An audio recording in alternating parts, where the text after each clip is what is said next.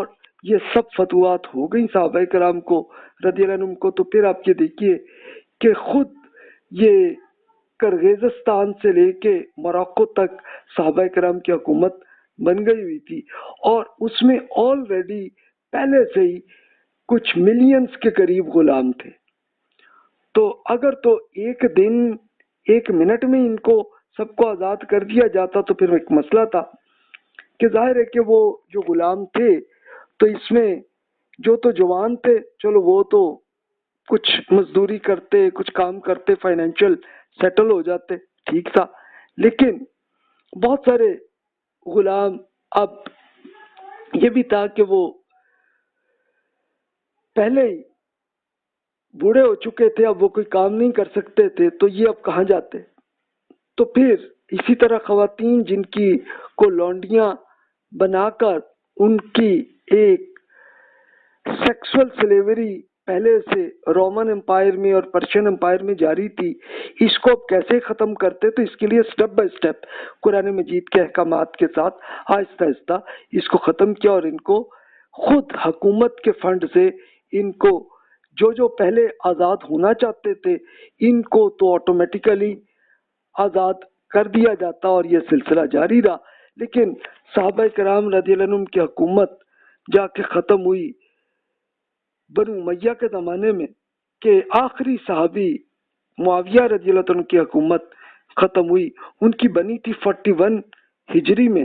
لیکن پھر اس کے بعد پھر یہ ہوا کہ صحابہ کرام رضی اللہ عنہم کی حکومت پھر ختم ہو گئی تھی، یعنی 60 ہجری میں معاویہ رضی اللہ عنہ کی ہوئی. تو اس کے بعد پھر بھی غلام ابھی باقی تھے، اور اس زمانے میں دوبارہ یہ ایک سلسلہ، ایک انحرافات پیدا ہوئی کہ ایک طبقے غلمان کا ہوا. وہ کیا ہوا کہ ایک خوبصورت نوخیز غلام لڑکوں کا طبقہ تھا، تو جسے فروغ دینے میں حکمرانوں نے یہ کام کیا. اس کے لیے محمد رضا شیرازی صاحب نے ایک ہسٹری میں جو انہوں نے جو لکھا، تو میں ان کے ارشادات آپ کے سامنے کرتا ہوں. یہ عراق کے اسکالر ہیں، تو انہوں نے یہ کیا. اب ان کے ارشادات کا میں ترجمہ ہی عرض کرتا ہوں کہ جہاں تک انسانی آزادی اور آزادی اظہار رائے کا تعلق ہے، تو اموی یعنی بنو امیہ نے اس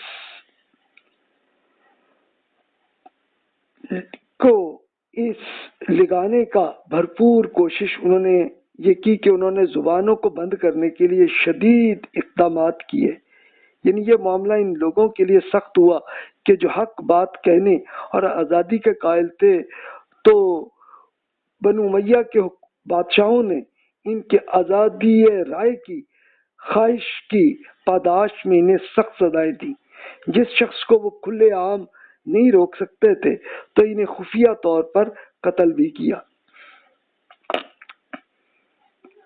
ایک یہ بھی ہوا سلسلہ. اچھا، پھر اس کے ساتھ انہوں نے یہ بھی کیا سلسلہ کہ ایک لونڈیوں اور غلمانوں کی کثرت، بادشاہوں میں دکھاوے اور فضول خرچی کا فروغ، اور پھر اس کے بعد میوزک اور شراب کی کثرت بھی پیدا ہوئی، اور شاعر لوگ عاشقانہ غزلیں وہ کرنے لگے، اور شہروں میں مخنث کثرت سے پھیل گئے. مخنث کون تھے؟ کہ یہ جنہیں آپ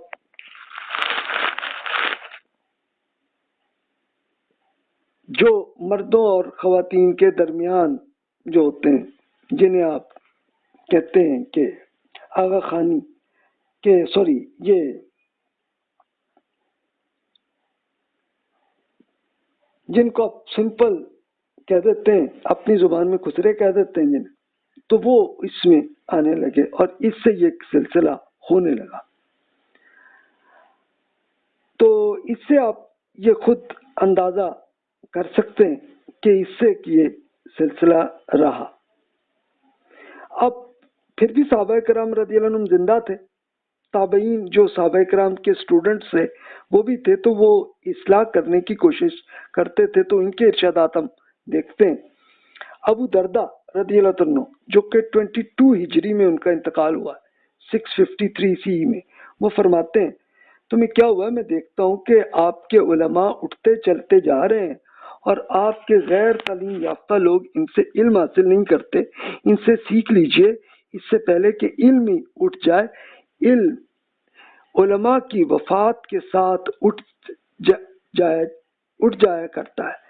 تو تمہیں کیا ہوا ہے؟ میں دیکھتا ہوں کہ جتنا مال آپ کی کفالت کے لیے کافی ہے تو پھر اس سے زیادہ کا لالچ کرنے کیوں لگے؟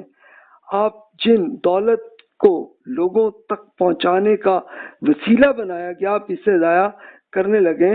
میں آپ کے ان برے لوگوں کو جانتا ہوں کہ جو گھوڑوں کی دیکھ بھال کرتے ہیں، وہ نماز کی کو آخری وقت میں ادا کرتے ہیں، قرآن کو سنتے ہیں، اس پہ توجہ نہیں دیتے اور اپنے غلاموں کو آزاد نہیں کرتے. کیوں بھائی؟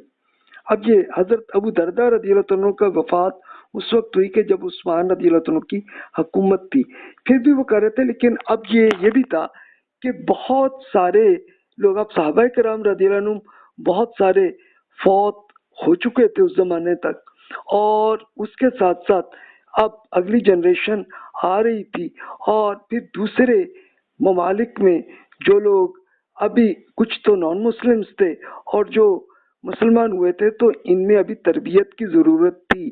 لیکن ابھی ان کی تربیت ظاہر ہے کہ وہ کر رہے تھے، لیکن پھر بھی ظاہر ہے کہ بہت سے لوگ کہ جو پرانی جاہلیت میں تھے.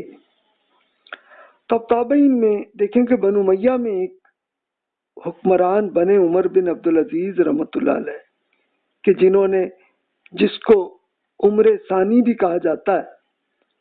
تو وہ حکمران بنے تو انہوں نے اصلاح کرنے کی کوشش کی. ان کی صرف 2.5 سال کی حکومتی چلی تھی. اب یہ سلیمان بن عبد الملک کی وفات کے بعد عمر بن عبدالعزیز بن مروان خلیفہ بنے. ان کی والدہ سیدنا عمر بن خطاب رضی اللہ عنہ کی پوتی ام عاصم تھیں، جن کا نام لیلا تھا. حکومت سنبھالتے ہی عمر بن عبدالعزیز رحمۃ اللہ علیہ نے بنو امیہ کے تمام نمائندوں، خواتین اور لونڈیوں کو جمع کیا. انہوں نے زبردستی شادی کی اور خواتین کو طلاق دلوائی اور شاہی خاندان کی لونڈیوں کو آزاد کر دیا. اچھا، یہ طلاق کیوں کروائی؟ کہ زبردستی جن خواتین سے زبردستی شادی جن بنو امیہ کے لوگوں نے کی ہوئی تھی، ان سب کو آزاد کروایا. لیکن بنو امیہ نے پھر یہی کیا کہ اپنی فیملی کے جلیل القدر فرزند جو عمر بن عبدالعزیز رحمۃ اللہ علیہ تھے، تو ان کو بھی زہر دے کر انہیں شہید کیا.